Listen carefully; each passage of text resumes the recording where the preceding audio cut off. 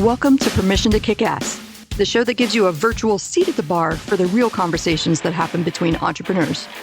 I'm interviewing all kinds of business owners, from those just a few years into freelancing to CEOs helming 9-figure companies. If you've ever worried that everyone else just seems to get it and you're missing something or messing things up, this show is for you. I'm your host, Angie Coley, and let's get to it. Hey, and welcome back to Permission to Kick Ass. With me today is my new friend, Dave Albin, and I am so excited for this. Welcome, Dave. Hey, thanks for having me, Angie. I love that sign in the background, too. Firewalk Adventures. Tell us more. Well, it's a real cool sign, isn't it? Yes. Yeah, that's the whole company corporate, logo thing, branding thing going on. So basically, I'm the founder and CEO of Firewalk Productions. And what we do is we literally create some of the most powerful, life-changing corporate team building experiences in America. Love it. Love it.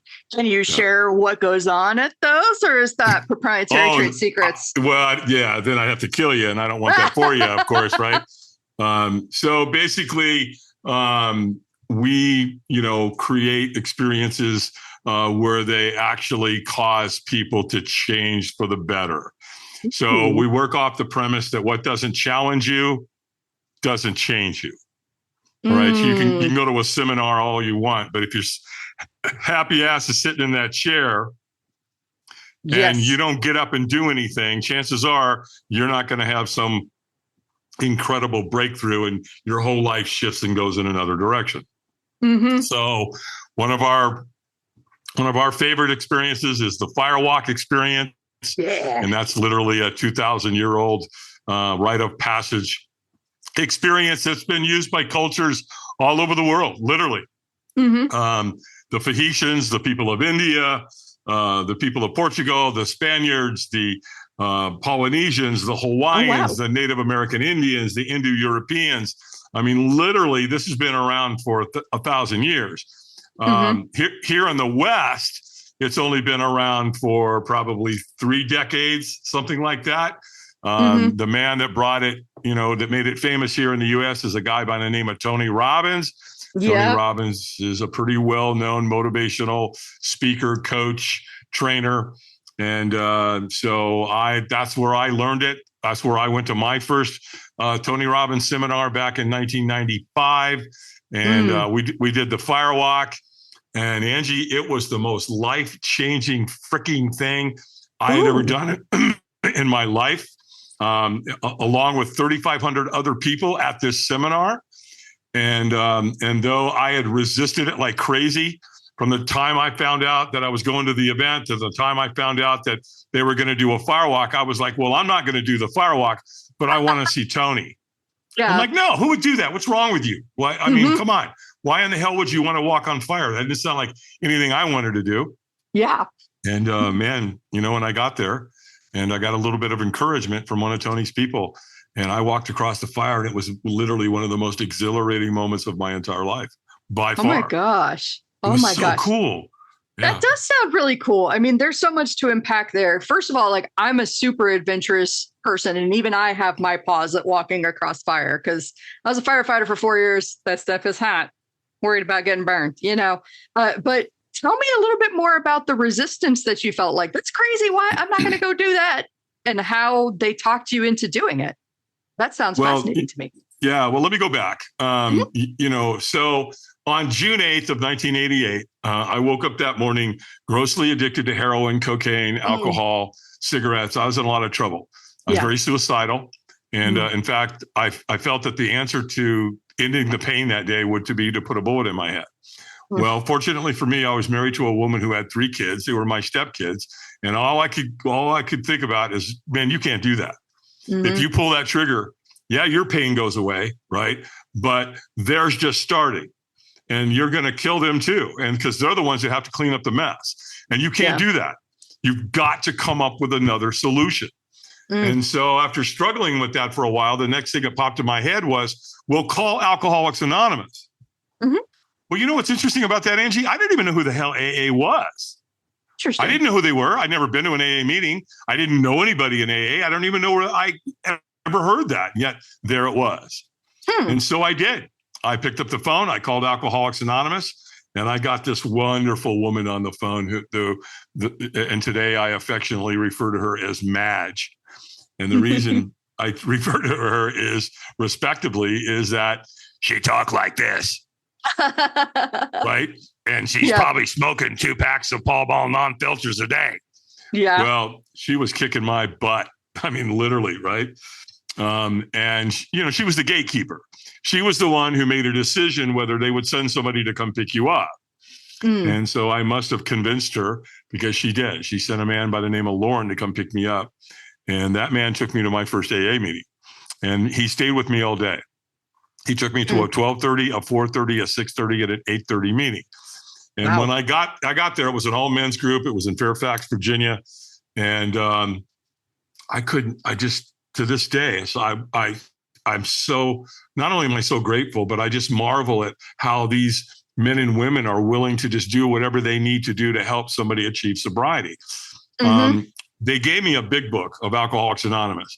And what they did is on the front, they opened the cover, and on the front page, it was blank. And they said, before you take that first drink, call one of us. And they all put their first name with their phone number. They handed me that book. Well, I went home that night and I was a wreck. I mean, when you're coming off alcohol, heroin, and cocaine all at the same time, I can tell you right now, it's not a pleasurable experience by any stretch of the imagination. I can imagine. Oh, God, Angie, it's brutal. It's freaking unbelievable. And so the next morning, my phone rings at 8:00 in the morning, and it's John from AA. And he's like, "Hey, Dave, good morning. It's John from AA." He says, "How you doing this morning?" And I'm like, was it that high energy? Yeah, right. And I'm like, "How do you think I'm doing?" I want to kill somebody, and I might start with you, pal. Yep. Right? And he's like, yeah. I hear you. He goes, "Look, I live right around the corner. I heard you in your meeting last night, so I knew where you lived. I got your number, and so listen, let me do this. Let me come pick you up. I'll take you to breakfast, and then we'll go to a meeting." And I went, okay. And that's really what interrupted my pattern. It's just like, here's a dude that doesn't even know me, and I'm threatening him on the phone, and he comes and gets me. And it's such a beautiful thing. And it's why Alcoholics Anonymous is so successful, because we give, without wanting anything in return. And so he did. He came and got me, and we went to a meeting, and then, 2 days turned into a week. A week turned into a month, and a month. Once I got to a month, they gave me a medallion, and it's a coin, and it said 1 month AA chip. And then I got one at 2 months, 3 months, 6 months, 9 months, and at a year. And this last June 8th here in 2023, I just picked up a chip for 35 years. Hell yes. Yeah, hell yes, right? Yeah, yes. What an accomplishment. Well, thank you. Yes. I appreciate that, and the truth of the matter is, Angie, is like, all I really did is stop trying to kill myself. Okay. I'm not a hero. It's like, it's just like, but that's no small feat either. Like, I don't want anybody hearing this to think that that's something small, or all I did was just like, I've known several people who've struggled with addiction, with mental illness before. And that's a battle, man, when you're fighting against yourself. So congrats. The first couple of years were really rough. I wanted to drink every day. I wanted to use every day. I probably, my head really started to clear out after about 3 years, because there's the emotional recovery, the spiritual recovery, and the physical recovery. So, but yeah, and then, here we are today, right? And so what happened is that because I had insomnia, I was up late at night all the time. My sleep patterns were all over the place. And so I'm up late one night, and I'm watching an infomercial, and there he is, Mr. Gunthy Ranker himself, a young, motivated Tony Robbins. And, he's all motivated, and he's selling his program. He's selling it's called Personal Power. And it was I remember that one. 30-day program, right? Well, I couldn't stand him. I thought he was an absolute ass. He was really motivated. He was was really feeling good about himself and I wasn't. So, there was kind of a mismatch there. But you know what, Angie, he said a couple of things that really got me. One of them, he said, we'll do more to avoid pain than we will to gain pleasure. And I went, holy shit, that's why I drank. Yeah. Right? I mean, I was trying to either avoid pain or gain pleasure by drinking. And then, of course, one day it escapes you. It doesn't do either, right? Yeah. And then here's what he said that really got me. He said the driving force in our lives is we make decisions out of inspiration or desperation. Ooh. And I remember thinking, ooh, okay, I like that. That makes me, I get that. And so give me my American Express card. And I ordered this program and they sent it to me. And it came in a big box because the program came on these little white things called cassette tapes. Oh, man. Right? That was back just before they put streetlights in. Right. So I plugged them in, went through the man's course, did what the man taught me to do, and it worked. Oh, wow. It was awesome. And so a buddy of mine in AA, we're talking one day, and he's like, what's going on with you, man? Well, you're always so motivated. Look at you. You lost a bunch of weight.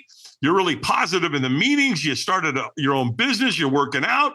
What's going on? Where are you getting all this encouragement from? And I said, well, I went through this program by a guy named Tony Robbins.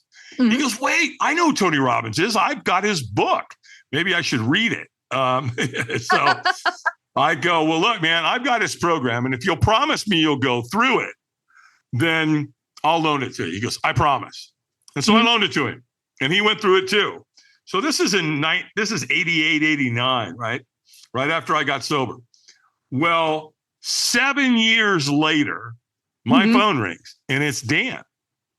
And he's like, hey man, did you know that Tony Robbins is coming to town live? And I said, no, I had no idea. He goes, dude, come on. You got to go with me, man. You got me into this. Let's go see this guy. I said, what's the date? I said, okay, I can go. He goes, oh, fantastic. He goes, look, let me call you back. I'll make all the arrangements. He calls me an hour later and he goes, done. And here's what they told us. Here's what they told us to do. 1, bring snacks because you're going to spend a lot of time in the room. What an understatement that was. And then he said, hydrate, drink a lot of water. You got to stay hydrated throughout this 4-day event, throughout the weekend. Okay. He said, and then bring a good attitude and be ready to play full out. I said, all right, Dan, how much was the ticket? He said, $695. I went, $700? He goes, yeah, don't worry about it. You can pay me back. I said, yeah, I'll pay you back. But yeah, I'll play full out for $700. Don't you worry about a thing, right? I'm like, what is that today? 700. I mean, what's that? 7 million? Probably a couple grand at least. Something. Yeah, exactly. So we get to the event. It's the day of the event. We get there. Tony takes the stage at 2:00 in the afternoon. And the next thing I know, it's after midnight. What? We've been in a room. We've been in a room with Tony Robbins for 10 hours. Right? What do they say? Bring snacks. You're going to spend a lot of time in the room. Hell, you'll starve to death. And the next thing I know, and by the way, when Dan called me back to tell me that we were going to go, and he told me about, the snacks and all that, he goes, oh, hey, wait, before I get off the phone, I need to let you know something. We're going to be doing a fire walk. And I went, oh, hell no. No. I'm not doing any fireworks. Now, I'm not saying that to Dan. That tape's playing in my head, right? Because I'm like telling Dan, yeah, sure, no problem. Yeah, firewalk sounds interesting, Dan. Hung up the phone. Well, no. That's I'll find a way to get out of that later. Nah. Oh, absolutely. That's exactly, Angie, that's exactly what I was thinking. And so, again, you're at the event 10 hours later. All of a sudden, Tony goes, take your shoes off. And I'm like, oh, no. I see where you're going with this, pal. You're not tricking me. I'm not going to take my shoes off.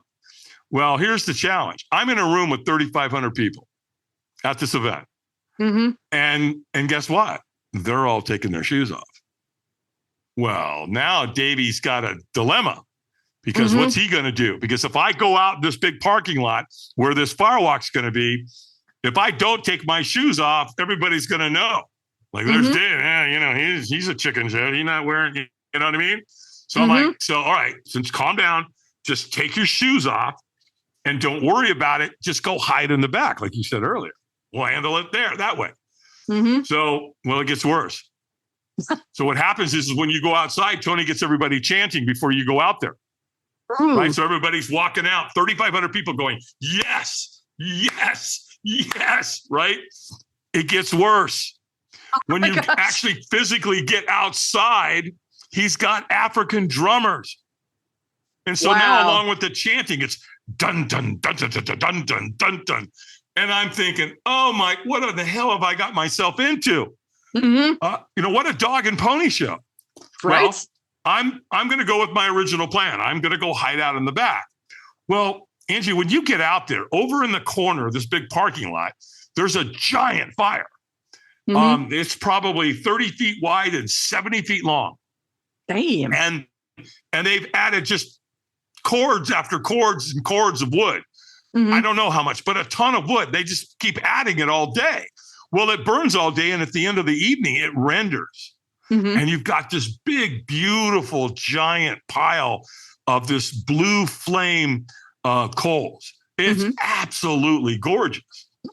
Well, how they set this up logistically, right? You got 3,500 people. So what they do is they take wheelbarrows over to that pit, and they load the coals into steel wheelbarrows. And then they bring a wheelbarrow in, and they lay 2 lanes of sod of grass on each side of it, about 3 feet wide, maybe 18 feet long. And that's a fire lane.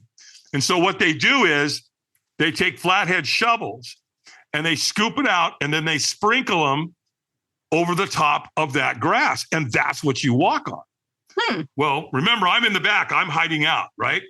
Well, Tony knows that this is one of the most life-changing experiences on the planet. He researched it. He knows it. It's been around for 1,000 years, and he knows it's life-changing. So he wants to do everything he can to try to get everybody through the experience. And he knows there's people like me. He knows I'm hiding out in the back. He gets it. And so what's he do? He trains people to come find you. So the next thing I know, I'm hiding out in the back, and here comes this guy, and he makes eye contact with me. And I think Tony trains him. Once you make eye contact with somebody, don't take your eyes off of them. And so, you know, he gets about 20 feet from me, and he's made eye contact, and he's staring at me. And all of a sudden he looks at me, and he kind of gives me this puzzled look, like, you know, a dog, when it hears a funny noise, they tilt their head, right? He's like, hey, are you okay? And when we're not okay, what do we do? What do we say? Yeah, I'm okay. I'm fine. Oh, I'm good. Oh, yeah, I'm fine, man. Nothing to see here, my friend. You know, move along. We're all good here. And he goes, oh, good. He says, hey, are you going to walk tonight? And I just blurted it out. I'm like, absolutely not. and he goes, you know, with that tone, right? And he goes, hey, man, that's cool. Not a problem at all. We don't want you to do anything you don't want to do. And I thought, okay, that's good. I like this guy. He's going to get me out of here. And then here's a perfect stranger, Angie. I don't know who this guy is to this day, but he asked me one question that changed my life forever. And without him, I'm not where I am today. I'm certainly not on the, you know, Permission to Kick Ass podcast with Angie Colese, right? So I'm like, he's like, you know, wouldn't you at least like to watch? Was the question. And I'm thinking, well, yeah, sure. Yeah, let's do that. That'll be fun. Let's watch these people burn their feet off. And so I said, sure. And he goes, well, listen, man, you can't see anything from way back here. I'm 100 yards away. I got 3,000 people filling up this parking lot. I can't see anything. Yeah. And so I just got in line. Okay, I fell for it. I took the bait. Well, I'm kind of walking along, right? Just kind of chilling. And all of a sudden, this guy comes up to me. And he whispers in my ear. And he said, he knows when you're ready. When he says go, you go. And pew, this guy just disappeared into the night. I'm like, what the hell was that? Who was that? What was that about? Right? So now I'm moving along a little further. And again, I got hundreds of people in front of me. Still can't see anything. I can hear it. Right? By this time, everybody's chanting, yes, yes, and the drums are dun, dun, dun. And people that are walking are screaming in the celebration end. They're celebrating. They're jumping up and down. They're screaming. They're yelling. Angie, again, it's a dog and pony show unlike anything you've ever seen. I've never seen or witnessed anything like it other than a Tony Robbins seminar. And so all of a sudden I get to a point where I can see at the side here, at a side angle. Can't really see in front of me yet, but I can see at an angle. And they're doing it. They're walking on fire. Every race, every creed, every color, every age, it's mesmerizing. It's like, I can't take my eyes off it. It's kind of like, when you drive by an accident and, you're not supposed to look at it. Well, what do? We stare at it, right?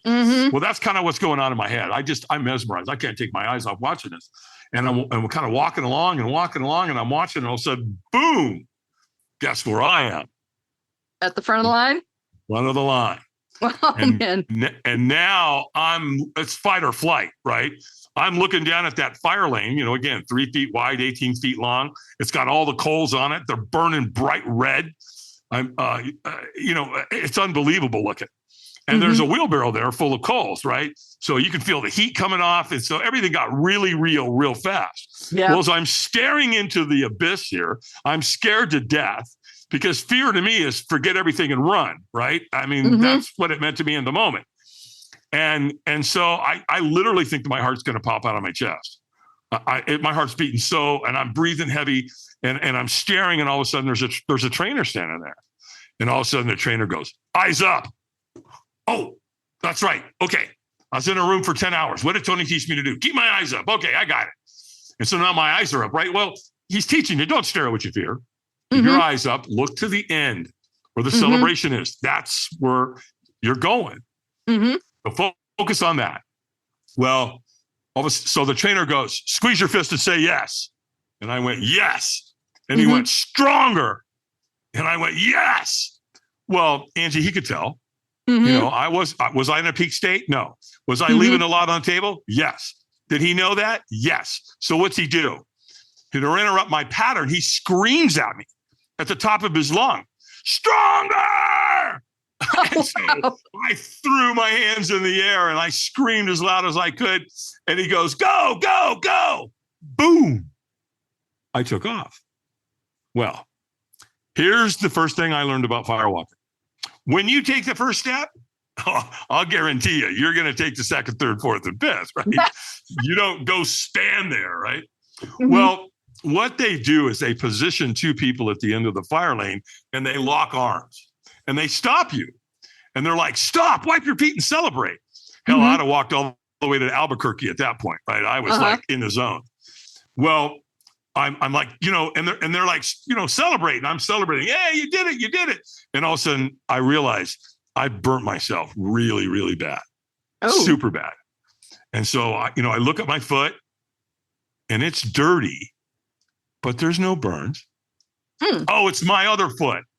I look at it. Yeah, it's filthy dirty, but there's no burns. I just walked across coals that are 1,000 degrees, and I did not burn myself. What? And right, exactly. What?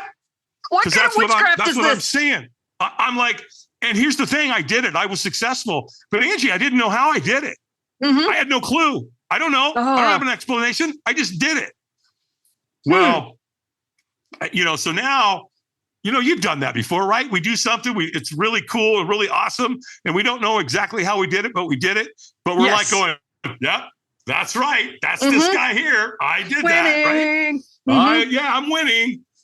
And so now I'm standing down there in the celebration end, and people are losing their shit. They are celebrating. They're jumping up and down. I mean, it's exhilarating. I mean, you feel like you could accomplish anything in that moment. I imagine. Right? Where's Everest? Where's Everest? Let's go climb that, right? Yep. That's what you're feeling. It's exhilarating. Well, but here's where it gets really, really interesting. The next day, right? So this is a 4-day event.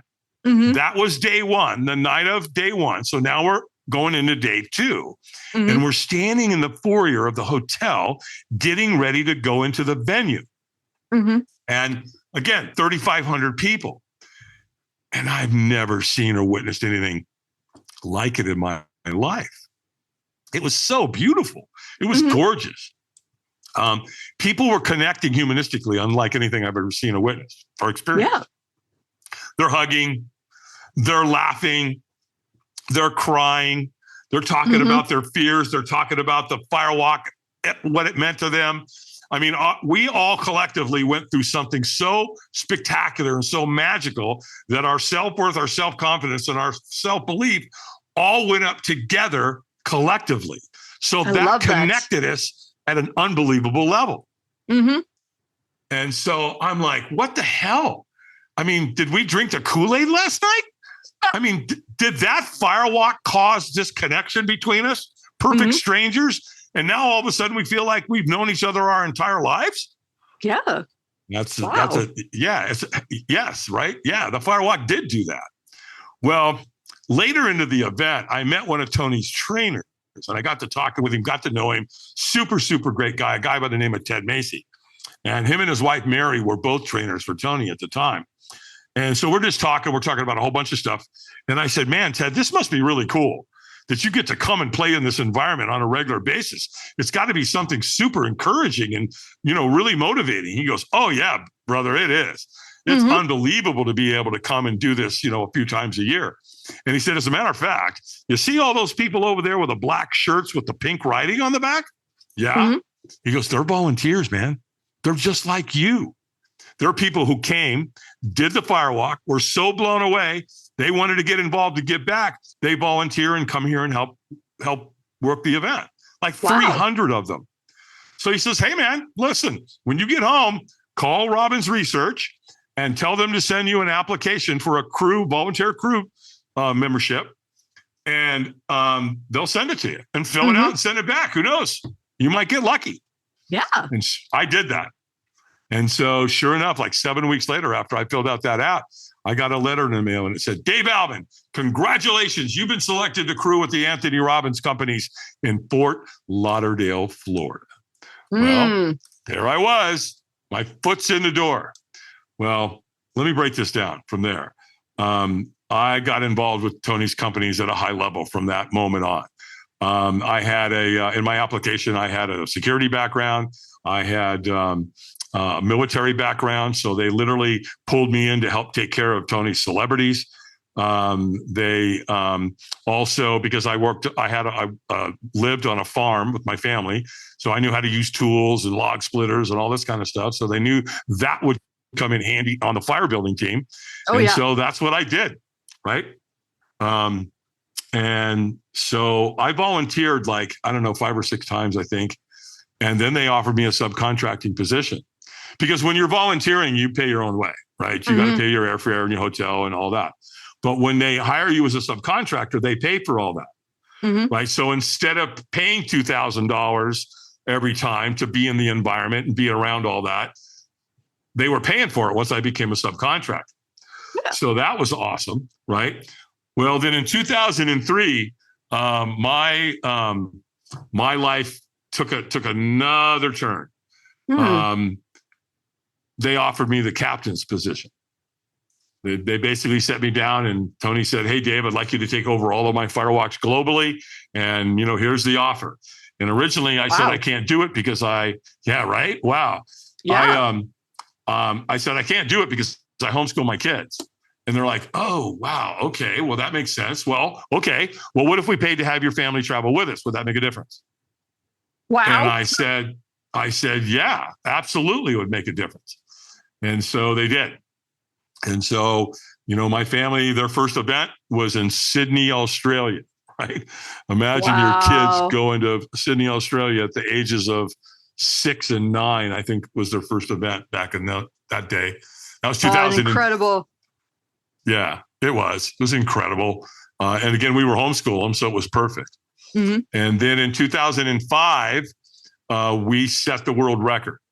We went to London and we firewalked 12,300 people. Holy crap. Yeah, big event. And And so that was pretty magical. Now, I say world record, I want to disclose so there's no misunderstandings. Guinness Book of World Records was not there. They didn't document it. Mm-hmm. However, what I can tell you is, to my knowledge, that's the biggest firewalk that's ever been done in the world. And the only thing that would come even close to that is another Tony Robbins seminar. Yeah. So there we were in 2005. Well, in 2014, my life took another really phenomenal turn. And I'm driving down the road and I get a call from Google. Mm-hmm. And Google wants to know, hey, are you the Dave Albin that does the firewalks for Tony Robbins? Yeah. What can I do for you? They said, well, if you're not under any contractual obligation or non-compete, we'd like to talk to you about hiring you. And I'm like, nope, homeboy's a free agent. What you got going on? They said, well, we've got an event for 148 executives on such and such a date. And we'd love to bring you in to create a magical experience for their graduation. Mm-hmm. And so I said, well, is this going to happen during the day? And they said, yeah. And I said, well, we can't do a firewalk, not during the day. We'll have to do it in the evening when the sun goes down so I can see the color of the coals. Mm-hmm. And I said, but if that doesn't work, we could do a glass walk. And they're like, what's that? I go, that teach them how to walk on broken glass. Mm-hmm. And they said, ooh, tell us about that. Wow. And so we ended up doing the glass walk, that first event. They brought me back the next year to do it again. And that's when Firewalk Production was born.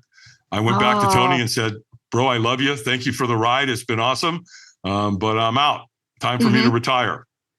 And the next thing I know, Angie, I'm at NASA, Notre Dame, Virginia Tech, Remax, Chick-fil-A, Heineken, Microsoft, the YMCA, high schools. I mean, we've been hired by everybody on the spectrum. Everything from, I've literally spoke at junior high schools all the way to Google and NASA, right? And everything in between. And we've been, no pun intended, but we've been going hot and heavy ever since.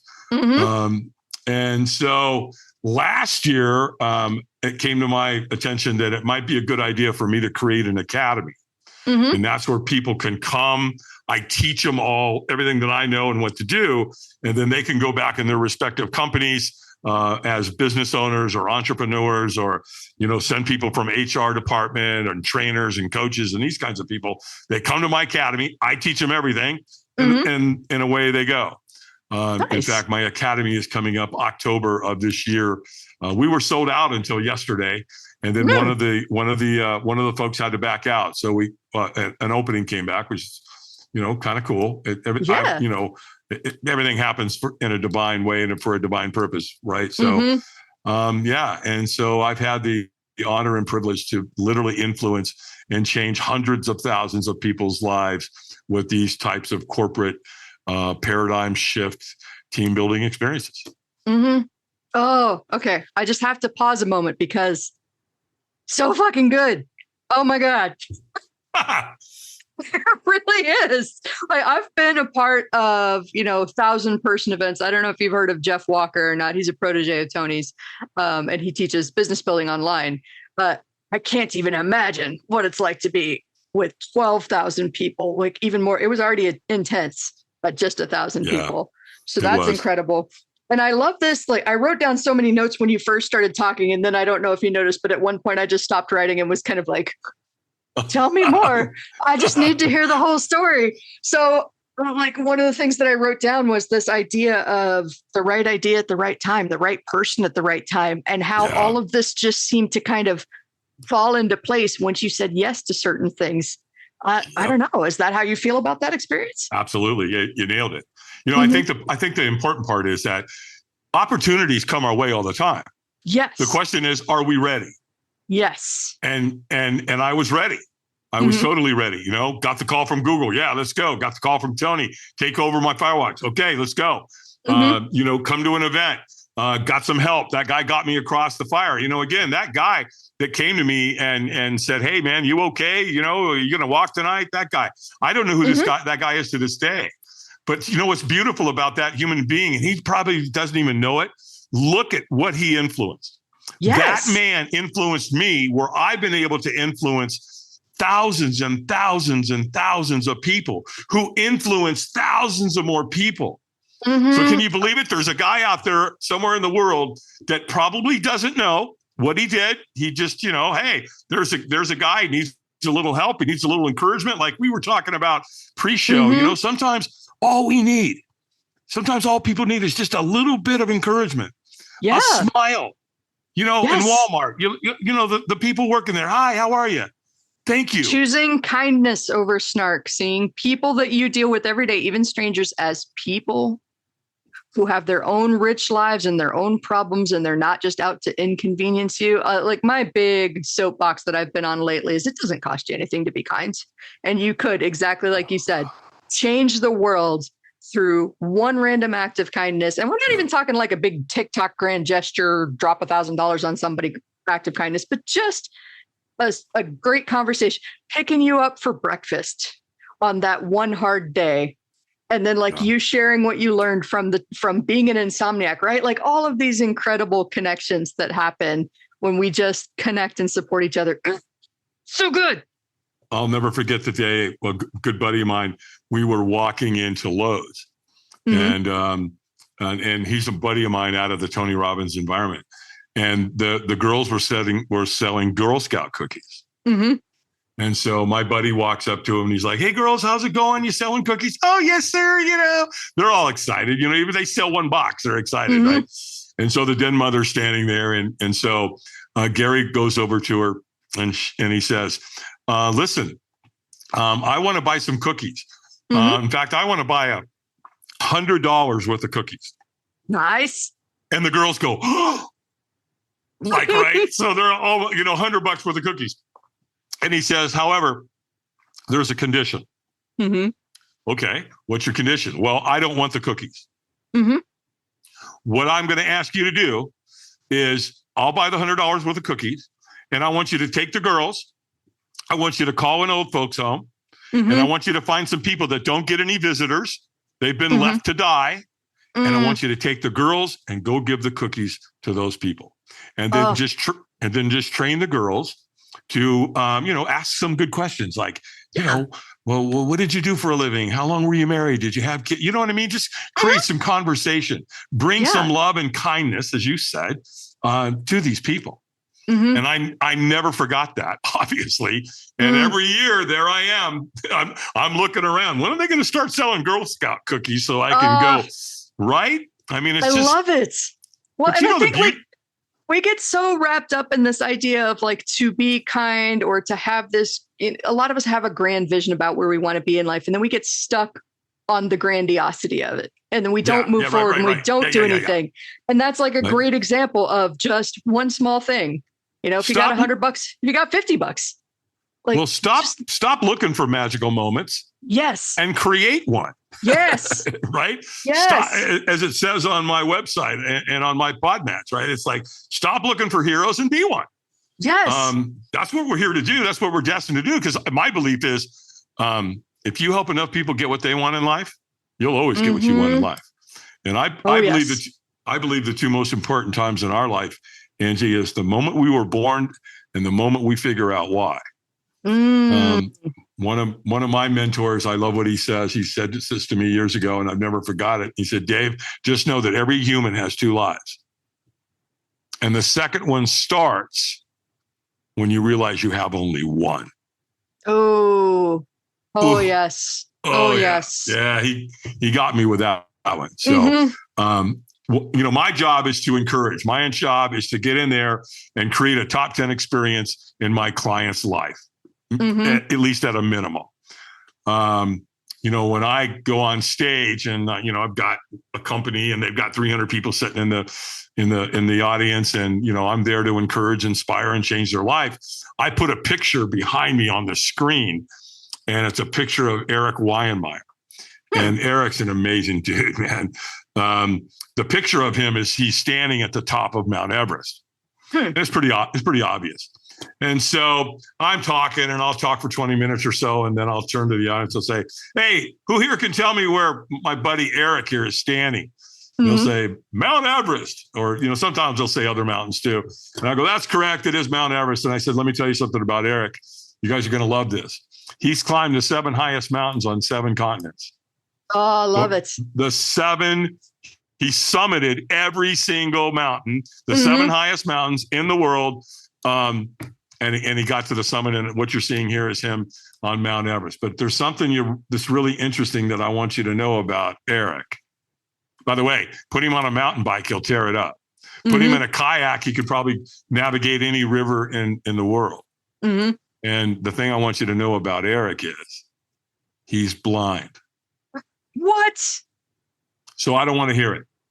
Wow. Whatever excuse you tell yourself why you can't do something and have something is what? Bullshit. Stop lying to yourself. Stop negotiating with yourself. Get out there and do extraordinary things. That's what the world needs right now is normal people doing extraordinary things. Yes. And we're all capable of it. I know that Angie Colise has got many superpowers because we all do. And so, I like to say, find out what your zone of genius is and stay there. Yes. Absolutely. All of this. I mean, I'm feeling so fired up. It's amazing that my chair's not somehow levitating right now, but I love everything that you're saying because I have such a deep, profound belief that every single person listening to this show, you are here for a reason. And if you haven't found it yet, that's okay. Keep searching, keep trying, keep failing at things, keep talking to people, keep opening the doors. The last thing I want you to do is shut down and think that you can't do anything until you find the thing. Just go try things, talk to people, be kind. And I tell people about Eric because I want it to mess with their heads. Because I ask in my seminars, I'm like, so why don't people get what they want in life? And I get a whole host of answers, right? Yes. I'm too young. I'm too old. I don't have the time. I don't have the money. I don't have the education. I don't have the resources. I don't have the background. It's all bullshit. Yeah. In fact, one of the biggest lies people tell, and stop saying this. If you say this, catch yourself because it's not true. Especially when you say something like, I don't have time. Bullshit. You've got time for anything you're committed to. Yeah. You got time to play Candy Crush for 2 fucking hours. You got time. Okay. Well, thank you. Absolutely. And if your kid comes in the door an hour from now and they need about 10 stitches in their leg, are you going to tell me you don't have time? You're going to make time. Because we have time for anything that we're committed to. So just stop negotiating with yourself. If you say you're going to get up at 6 o'clock in the morning and start your day with a cold shower, then get your ass out of bed and do it. It's promises this whole negotiating thing.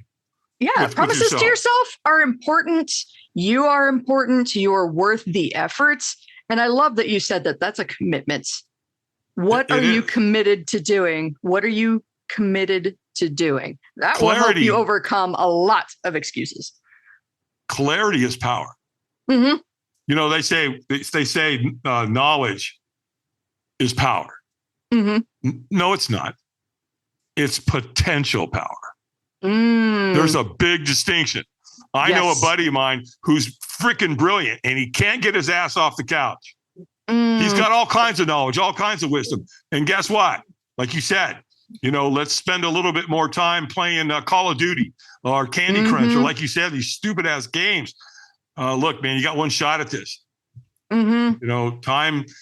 I love. I saw a reel here not too long ago, and it was Robert De Niro and Tom Hanks, and there were 3 or 4 other pretty well-known actors there, and they were talking about, if you could give yourself some advice along the way, what would you do? And Tom Hanks, without really even, thinking about it, he goes, just remember, this too shall pass. Right? Just wait a few minutes, right? He said, because, everything going bad, you're in a shitstorm, everything's going awry, everything's going wrong. This too shall pass. Yep. Doing great. Think everything's wonderful. Got the world by the what? This too shall pass. Yes. Right? Nothing is forever. Everything changes, and it's all good. I heard a college coach one time said, and I love this, and he said, life is never as good as it seems. Life is never as bad as it seems. Reality is somewhere in the middle. Stay there. Yes. Yes, So, yes, yeah, yes. beautiful thing. Oh my gosh, this is incredible. I want to keep talking to you for like 5 more hours because I'm just so fired up. I think we're just going to have a part 2 if you're open to it. And in the meantime, tell us absolutely. more. Yeah, Angie. Yeah, absolutely. I'm totally open. We can certainly do this again. Awesome. And I want to know more about this academy because I might have to offer firewalks or something at one of my retreats in the future. It's such a beautiful experience to be able to facilitate a firewalk and just watch. Go to my website and look at some of the pictures there and stuff. You'll see, you can see somebody, in the right there in the, getting ready to do the firewalk, and they're in the staging area, and you can see what's going on in their head, and they're scared to death. And then 1, 2, 3, 4, 5, 6, 7, boom, and now look at them. Instant. The beautiful thing about the firewalk is it pays off right now in real time. Yes. You don't have to wait a week for the change or, a month. It happens right now. It delivers on the spot. One of the things that we do that corporate America loves is that, especially if there's a lot of nasty crap going on, a lot of dissension, people are arguing over masks and political parties and frickin' vaccines and all this bullshit. If that breaks down in a company, production goes, boop. Yeah. In the toilet it goes. So how do you fix it? Well, if you're a CEO, you better fix it, because if you don't, it's going to cost you productions, which is going to cost you money, and your shareholders are going to probably walk your ass to the door. So typically, when they bring them to me, they write a check and say, Dave, fix it. Okay. Yeah. So what I do is the board break and the firewalk at the same time. So basically what I do, it's a martial arts thing, right? You break boards. It's like if you go to martial arts and you go in almost any type of martial art, every time you elevate in a belt, you break a board. You'll break it with your hands. You'll break it with your elbow. You'll break it with your feet. You'll break it with your knees. And so what we do is we do this as part of the experience. So we take a board and I get them to write something on front of the board they want to move towards. Then I get them to write something on back of the board that they need to move away from. And then where it really starts to get juicy is I have them write anybody's name on the board that they're in conflict with. So in other words, if forgiveness or reconciliation is part of that relationship, write their name on the board. It ends tonight. Let it go. And then to create kind of the ancestral side, the rite of passage part of the firewalk, I have them write anybody's name on the board that they've lost. And then, we go through the process. They break the board. We go out to the firewalk. They do the firewalk. They circle back and they throw the board into the fire. And then, of course, we capture everything on video and photograph. And then that way they have all that for the rest of their life. The other thing we do is we have the client, they can get these. And this is for the calls from a firewalk. So you could have your company name or your event, whatever. I firewalked in 2023, NASA, whatever, right? And then they get to take these home with them, and then they have them, for the rest of their life, and they can sit there and look at it. So it's a constant reminder that if you can walk on coals that are 1,000 degrees and not burn yourself, what else can you do? What else can you do? Yes. Yep. Amazing. All right. Where can they learn more about this if the listeners want to check it out and do a firewalk for themselves? Just go to our website. Best way to do it. Just go to firewalkadventures with an S.com. Firewalkadventures.com. Everything's there. The academy's up there. They can click on that tab. They can watch some videos about that. They can look up. They can look at the glass walk, the firewalk. My calendar's there. Lots of videos. Lots of information about me. Our clients. Our client list. All the venues that we've done events with. It's all there. And then.